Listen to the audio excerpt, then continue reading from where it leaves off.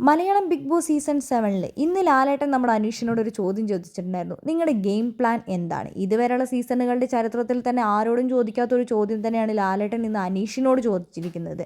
നിങ്ങൾക്ക് അഖിൽമാരാറിനെ അറിയോ? അതേപോലെ തന്നെ സാബുമോനെ അറിയോ?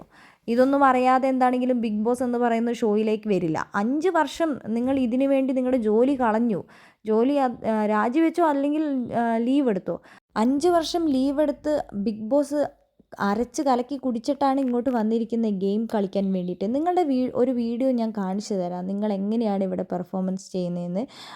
ശരിക്കും നമ്മുടെ കഴിഞ്ഞ ഒരാഴ്ചത്തെ ആ ഒരു ടാസ്കിൻ്റെയാണ്, പണിപ്പുര ടാസ്ക് ക്യാൻസൽ ആവുന്ന ആ ഒരു വീഡിയോ ആണ്. ഫസ്റ്റ് റാങ്കിന് വേണ്ടിയിട്ട് അനീഷ് ബിഗ് ബോസ് വീട്ടിൽ കാണിച്ചു കൂട്ടിയ എല്ലാ ആ വീഡിയോയ്ക്കകത്ത് ഉണ്ടായിരുന്നു.